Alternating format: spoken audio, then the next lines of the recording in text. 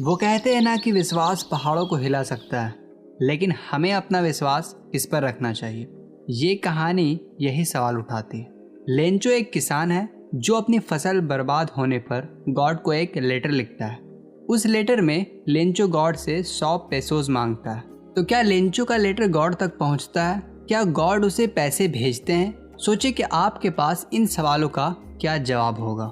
यहाँ पर pesos Latin America की करेंसी बताई गई है। जिस तरह से इंडिया की करेंसी होती है रुपी, उसी तरह से लैटिन अमेरिका की करेंसी होती है पेसोस। और इससे पहले नीचे पहाड़ी की क्रस्ट पर सिर्फ एक ही घर था। इस घर से बेहद ही खूबसूरत नज़ारे दिखते थे, जैसे कि बहती हुई नदी, पके हुए मकई के खेत और भी बहुत कुछ। इस साल बहुत ही अच्छा फसल हुआ। पूरे मकई के खेत फूलों से भरे हुए थे। मकई के खेत को सिर्फ एक चीज की जरूरत थी, वो थी बारिश या कम से कम एक शावर की। लेंचो जो अपने खेतों को अच्छी तरह से जानता था, वो दिन भर नॉर्थ ईस्ट की तरफ आकाश की ओर देखने के अलावा और कुछ नहीं किया था। फिर वो अपने वाइफ के पास जाता है और बोलता है, लगता है आज अच्छी बारिश होने वाली है। उसकी वाइफ जो रात का खाना बना रही थी, वो खाना बनाते हुए बोलती है, हाँ, अगर गॉड ने चाहा तो जरूर बारिश होगी। उसके बड़े लड़के खेत में काम कर रहे थे और छोटे लड़के घर के पास ही खेल रहे थे। फिर लेंचो की वाइफ ने सबको खाना खाने के लिए घर के अंदर बुलाई। अभी सब खाना ही खा रहे थे, वैसे ही बारिश के बड़ी बड़ी बूंदें गिरने लगी, जैसा कि लेंचो ने प्रिडिक्ट किया था। नॉर्थ ईस्ट में बादलों के विशाल पहाड़ आते हुए देखे जा सकते थे। हवा ताज़ी और मीठी थी। लेंचो बारिश को महसूस करने के लिए जब वो बाहर गया तो उसने कहा, ये आसमान से गिरने वाली बारिश की बूंद नहीं है, ये नए सिक्के हैं। बड़ी बूंद 10 सेंट है और छोटे 5 सेंट है। एक खुशी के साथ उन्होंने पके हुए मकई के खेतों को उसके फूलों के साथ देखा, जो कि बारिश से घिरा हुआ था। लेकिन अचानक तेज हवा चलने लगी और बारिश के साथ साथ बड़े बड़े ओले भी गिरने लगे। ये रियली में नए सिल्वर कॉइन से मिलते जुलते थे। लड़के खुशी से जमे हुए फ्रोजन पल्स को लेने के लिए बाहर भागे। फिर लेंचो ने कहा, ये बिल्कुल भी अच्छा नहीं हो रहा है। मुझे आशा है कि ये जल्दी गुजर जाएंगे।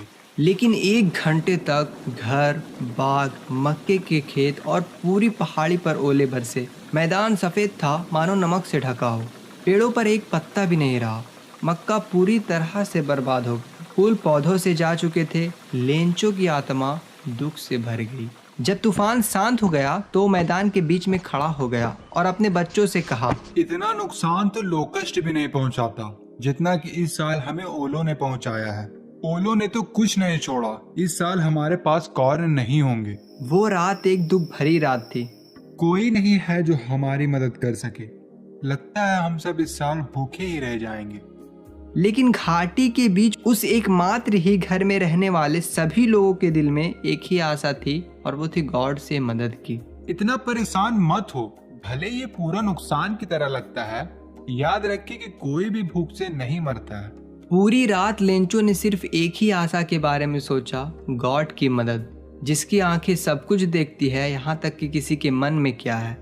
लेंचो एक बहुत ही मेहनती किसान था जो खेतों में बैल की तरह काम करता था, लेकिन फिर भी वो लिखना और पढ़ना जानता था। अगले संडे को सुबह में उसने एक लेटर लिखना शुरू किया जो गॉड के लिए था। उन्होंने लिखा, गॉड, यदि आप मेरी मदद नहीं करते हैं तो मेरा परिवार और मैं इस साल भूखे ही रह जाएंगे। मुझे अपने खेतों को फिर से बोने और फसल आने तक जीने के लिए 100 पैसों की जरूरत है, क्योंकि ओला बारिश के कारण मेरे सारे फसल बर्बाद हो गए हैं। उसने लेटर को पॉकेट के अंदर रखा और फिर परेशान होकर शहर की ओर चला गया। पोस्ट ऑफिस पहुंचते ही उसने लेटर पर एक स्टैंप लगाया और फिर उसे मेल बॉक्स में डाल दिया।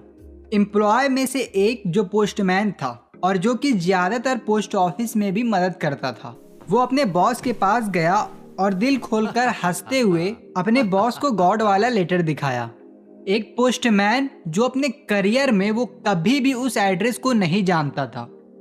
पोस्ट मास्टर जो कि थोड़ा मोटा और बहुत ही फ्रेंडली था, वो भी हंसा, लेकिन तुरंत ही वो सीरियस हो गया और अपनी डेस्क पर लेटर को रखते हुए कहा, काश मेरे पास भी ऐसा फेथ होता जैसा इस इंसान का है जिसने ये लेटर लिखा।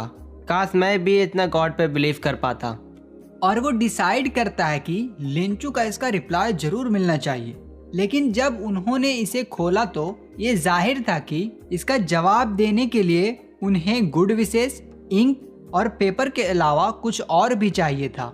लेकिन वो अपने संकल्प पर अड़ा रहा। उसने अपने एम्प्लॉय से पैसे मांगे, उसने खुद अपने सैलरी का हिस्सा दिया और कुछ फ्रेंड से मांगा। उसके लिए 100 पेसो जमा करना थोड़ा मुश्किल था, इसलिए वो 70 पेसो ही जमा कर सका।